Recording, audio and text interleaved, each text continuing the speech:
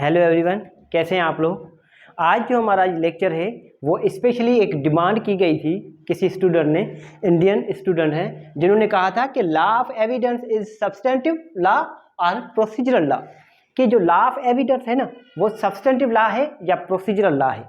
तो इस कन्फ्यूजन को दूर करने के लिए जो है जिस स्टूडेंट की जो डिमांड आई थी, उन्होंने कहा कि सर मैंने काफ़ी सारे लेक्चर्स देखे हैं, मैंने काफ़ी सारी जो है हमारे पास गूगल सर्च भी किया है, मगर मुझे कन्फ्यूजन मेरी फिर भी क्लियर नहीं हो रही। तो मेरी क्लियर जो है ना कन्फ्यूजन क्लियर करने में थोड़ी हेल्प करें। तो इस टॉपिक पर स्पेशली आज हमारा जो है लेक्चर है कि law of evidence is substantive law और प्रोसीजरल लॉ।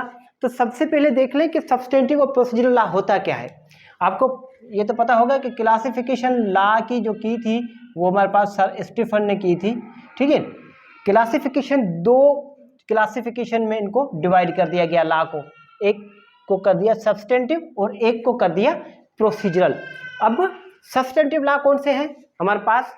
सब्सटेंटिव लॉ वो जो आपको पावर्स देते हो, आपका राइट्स देते हो और आपके ऊपर जो है ड्यूटीज, आपकी ड्यूटीज बताता हो और आपके ऊपर लायबिलिटी भी बताता हो। फॉर एग्जांपल जैसा कि आपके पास है क्या क्या है, कॉन्ट्रैक्ट एक्ट है, ठीक है, और पेनल कोड है,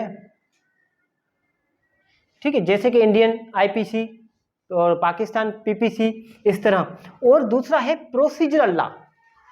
प्रोसीजर लॉ मतलब वो प्रोसीजर बताता है कि जो आपको पावर्स, राइट्स, ड्यूटीज और लायबिलिटी हैं उनको जो है किस तरह हासिल किया जाए, वो प्रोसीजरल लॉ बताता है कि हाउ टू इन्फोर्स, ठीक है। और आगे बात समझिए, यहाँ तक बात क्लियर है। जैसा कि आप अगर देखेंगे तो यहाँ पर अगर पीपीसी है, यहाँ पर पिनल कोड है, तो यहाँ पर क्या होगा सीआरपीसी। सीआरपीसी क्या है? प्रोसीजरल लॉ है। आ रही बात समझ, यहाँ तक बात क्लियर है। अब जो प्रोसीजरल लॉ है उसको अलग मजीद से फर्दर इसको डिवाइड कर दिया गया है, दो हिस्सों में तकसीम कर दिया गया है, ठीक है। लॉ के कितने हमारे पास जो है क्लासिफिकेशन कितने पार्ट्स में की गई है? दो पार्ट्स में, एक सब्सटेंटिव और एक प्रोसीजरल। और प्रोसीजरल को मजीद दो टाइप्स में तकसीम किया गया है, एक है लॉ ऑफ प्लीडिंग और एक है लॉ ऑफ एविडेंस। अब आप कहते होंगे सर हमारी तो बात ही पॉइंट ही क्लियर हो गई कि लॉ ऑफ एविडेंस जो है प्रोसीजरल लॉ का पार्ट है, तो लॉ ऑफ एविडेंस ये प्रोसीजरल लॉ है। हाँ बिल्कुल प्रोसीजरल लॉ है, मगर आइए देखते हैं ये कैसे प्रोसीजरल लॉ है, पूरी डिटेल देखेंगे। यहाँ तक तो मैं सिर्फ आपको टाइप्स बता रहा हूँ लॉ के।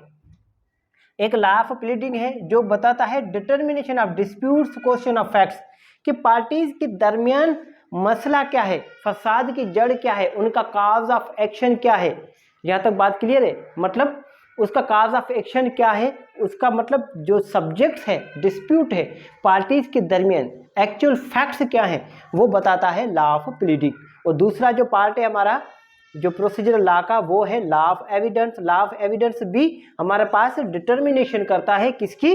डिस्प्यूट की, जो पार्टी के दरमियान है। एक पॉइंट तो सिमिलर है कि ये भी डिटर्मिनेशन करती है डिस्प्यूट की और ये भी डिटर्मिनेशन करती है डिस्प्यूट की, मगर यहाँ पर क्वेश्चन ऑफ फैक्ट था और यहाँ पर क्वेश्चन ऑफ लॉ और क्वेश्चन ऑफ फैक्ट मिक्स में आते हैं, ठीक है। लॉ ऑफ एविडेंस में दोनों बातें आ जाती हैं, बस यहाँ पर एक चीज की जरूरत होती है लॉ ऑफ एविडेंस में कि हाउ टू कन्विंस कोर्ट, कि आप कोर्ट को किस तरह अपनी तरफ कन्विंस कर रहे हैं। आदि बस फॉर एग्जाम्पल कोई जुर्म हुआ है, ए ने बी को मारा है, ठीक है, किसी भी तरह, ठीक है। अब बी को ये साबित करना है लॉ ऑफ एविडेंस से कि जो है बी को ए ने किस तरह मारा, मतलब हाउ टू कन्विंस कोर्ट, ये लॉ ऑफ एविडेंस बताता है कि आपने कोर्ट को किस तरह कन्विंस करना है अपनी तरफ। यहाँ तक बात क्लियर है, ये बात आपकी क्लियर हो गई कि हमारे पास सब्सटेंटिव और प्रोसीजरल लॉ होती क्या है। दरअसल जो लॉ है वो दो पार्ट्स में डिवाइड किए गए हैं, सब्सटेंटिव और प्रोसीजरल। सब्सटेंटिव हमारे राइट्स, ड्यूटीज बताता है और प्रोसीजरल उन राइट्स और ड्यूटीज को हासिल कैसे किया जाए उसका प्रोसीजर बताता है। और प्रोसीजरल लॉ जो है फर्दर डिवाइड किया गया है दो ग्रुप्स में, एक लॉ ऑफ प्लीडिंग और एक law of evidence. Law of pleading मतलब जो पार्टीज के दरमियान जो असल डिस्प्यूट होता है ना, असल हकीकत होती है ना, उसको कहते हैं लॉ ऑफ प्लीडिंग। और लॉ ऑफ एविडेंस उस जो असल डिस्प्यूट है उसको डिटरमाइन करके कोर्ट के सामने किस तरह आप पेश करेंगे, ये है लॉ ऑफ एविडेंस। इसके अलावा एक और बात, अब हम चले जाते हैं कि हमारे पास law of evidence is substantive law और प्रोसीजरल लॉ। इस पॉइंट पर अब हम आस्ते आस्ते चलते हैं। अब लॉ जो है फर्दर लैटिन टर्म्स में दो टाइप्स में डिवाइड किया गया है। एक है हमारे पास लैक्स लोकाई और दूसरा है लैक्स फोराई। अब ये दोनों हैं क्या, ठीक है। Lakhs means law, loci means place, ठीक है। मतलब इसका मतलब क्या हो गया, लॉ ऑफ प्लेस। यहां तक बात क्लियर है। अब यहां पर लैक्स मतलब लॉ, ठीक है, और ये हमारे पास फोरी मतलब फॉरम या कहें कोर्ट। आने में मतलब, या इसका मतलब क्या हो जाएगा, law of land, forum land, ठीक है। यहां तक बात क्लियर है। लैक्स लोकाई और लैक्स फोरी का मतलब क्या है, लॉ दो टाइप्स में जो है डिवाइड किया गया है लैटिन टर्म्स में। ये लैटिन टर्म्स लैक्स लोकाई और लैक्स फोराई, ठीक है। लैक्स लोकाई क्या है, लैक्स फोराई क्या है। लैक्स लोकाई मतलब उस कंट्री का जो है वो लॉ जहां से कोई पार्टी बिलोंग करती हो, उसको कहते हैं लैक्स लोकाई। और लैक्स फोराई किसको कहते हैं, जहां की जो है लॉ अप्लाई हो, जहां पर लॉ जो है फोरम हो, उस राइट्स को हासिल करने का जो फोरम है उसको कहते हैं lakhs fori, law of land, ठीक है। आगे बात समझिए, यहां तक बात क्लियर है, सिंपल है।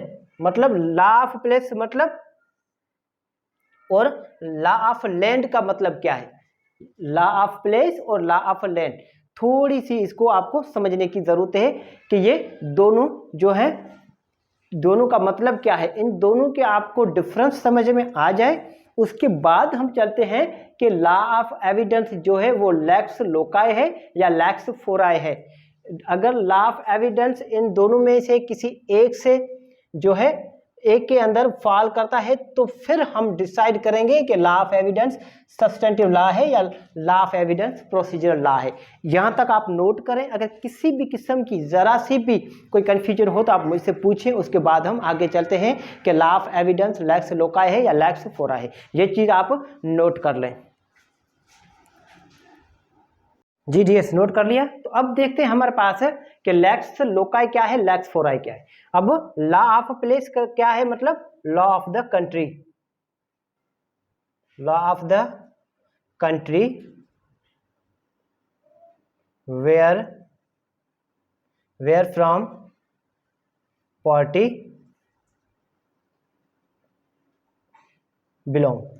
लॉ ऑफ प्लेस का मतलब है लैक्स लोकाई का कि law of the country where from party belong, कि जहां से कोई पार्टी का ताल्लुक हो न, जहां कोई पार्टी रहती हो, रेजिडेंट्स हो, उस कानून को कहते हैं लॉ ऑफ प्लेस, मतलब लैक्स लोकाई, ठीक है। और ये क्या है हमारे पास,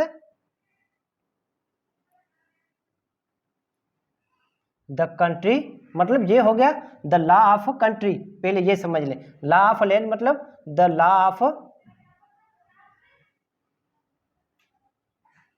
law of country where the action is brought, जहां एक्शन लाया जाए उसको कहते हैं लैक्स फोराई। लॉ ऑफ हमारे पास country where the action is brought. यहां तक बात क्लियर है। अगर यहां तक बात क्लियर है तो मैं इसको इरेज कर दूं, इसके बाद हम आगे चलते हैं। अब मैं आपको समझा देता हूं एग्जांपल के साथ कि फॉर एग्जांपल पहले ये समझ लें कि हमारे पास लॉ ऑफ एविडेंस क्या है, कि लॉ ऑफ एविडेंस इज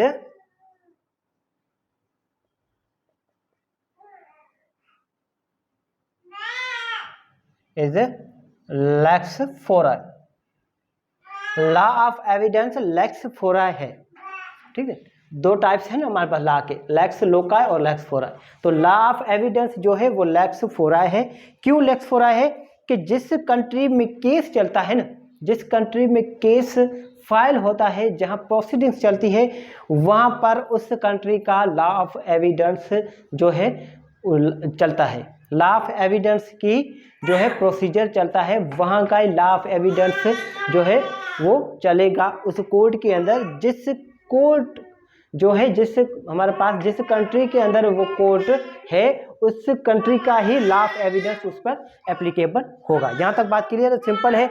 अब मैं आपको एग्जांपल्स देता हूँ कि यहाँ हमारे पास फॉर एग्जांपल कोई ए है, एक इंडियन है, ठीक है, और इन्होंने बी इंडियन से शादी की है, ठीक है, दोनों ने शादी की। अब ये कहाँ चले गए? ये अमेरिका में चले गए, ठीक है। ये रहते कहाँ है? इंडिया में रहते हैं। अब इन्होंने क्या हुआ, इनके दरमियान जो है डिस्प्यूट राइज हो गया। डिस्प्यूट के बाद इन्होंने सूट फाइल कर दिया। क्या किया? सूट फाइल कर दिया। अब कहाँ किया सूट फाइल? सूट फाइल इन्होंने अमेरिका में किया। तो अब जो है सूट फाइल अमेरिका में हुआ। ये रिहायशी दरअसल कहाँ के हैं? ये दोनों इंडियन हैं। अब प्रोसीजर कौन सा एप्लीकेबल होगा? प्रोसीजर एप्लीकेबल होगा कौन सा? हमारे पास अमेरिकन प्रोसीजर कौन सा एप्लीकेबल होगा? यहाँ पर अमेरिकन प्रोसीजर एप्लीकेबल होगा। और इन दोनों पार्टीज के इंडिया के अंदर क्या राइट्स हैं, क्या क्या इनके ऊपर लायबिलिटीज हैं, आ रही बस में, वो कौन बताता है? वो बताता है हमारे पास इंडियन लॉ। कि हमारे पास दोनों के दरमियान अगर डिसोल्यूशन हो रहा है तो फिर इन दोनों के राइट्स क्या हैं और इन दोनों पर लायबिलिटीज क्या है, इस हिसाब से हमारे पास सब्सटेंटिव लॉ इंडिया का एप्लीकेबल होगा और प्रोसीजरल लॉ अमेरिकन एप्लीकेबल होगा। यहाँ तक बात क्लियर है? सिंपल कि हमारे पास लॉ ऑफ एविडेंस क्या है? प्रोसीजरल लॉ है। इसीलिए law of evidence lakhs fori है। अगर law of evidence lakhs fori है तो इसका मतलब है कि law of evidence is a procedural law. Law of evidence is a procedural law, जिसको हम एडजेक्टिव लॉ भी कहते हैं। एडजेक्टिव लॉ भी कहते हैं। सिंपल है। यहाँ तक कंफ्यूजन, अगर किसी भी किस्म की कोई कंफ्यूजन हो तो आप मुझसे पूछ सकते हैं। इस पर एक केस लॉ है हमारे पास, है PLD 1965, लाहौर की है ये, और पेज नंबर है 512। ये केस लॉ आप देख लेना। इसके अंदर बताया गया है कि law of evidence is a procedural law. Law of evidence जो है वो प्रोसीजरल लॉ है। यहाँ तक बात क्लियर है? प्रोसीजरल लॉ, जिस तरह CPC और CRPC प्रोसीजरल है ना, इसी तरह कानून शहादत और लॉ ऑफ एविडेंस जो है वो क्या है? प्रोसीजरल है। प्रोसीजर आपको समझ में आ गया कि फॉर एग्जाम्पल अगर कोई चीज़ है आपकी, फॉर एग्जाम्पल ये मेरा घर है, ठीक है, ये इस मेरे घर के अंदर ये मेरा मोबाइल पड़ा है, या फिर कोई मेरी चीज़ पड़ी है जो मेरी परमिशन के बगैर अगर कोई लेकर जा रहा है, ठीक है, यहाँ पर लेकर आ गया इस मेरी चीज़ को, तो इसको मेरी परमिशन के बगैर यहाँ से लेकर जाना, ये मेरे कंट्री के अंदर, मेरे मुल्क के अंदर इसको हम थेफ्ट कहते हैं। क्या कहते हैं? थेफ्ट मतलब चोरी। मतलब मुझे पूछे बिना, मेरे देखे बिना, मेरी परमिशन के बिना, ठीक है, ये चीज़ मेरी यहाँ से दूसरी जगह ले गए, मतलब मुझे पूछे बिना, आ रही बच्चे, इजाज़त के बिना ले गए। तो इसको हम, इसकी डेफिनेशन जो है वो है पेनल कोड के अंदर। जिस तरह हमारे पास IPC PPC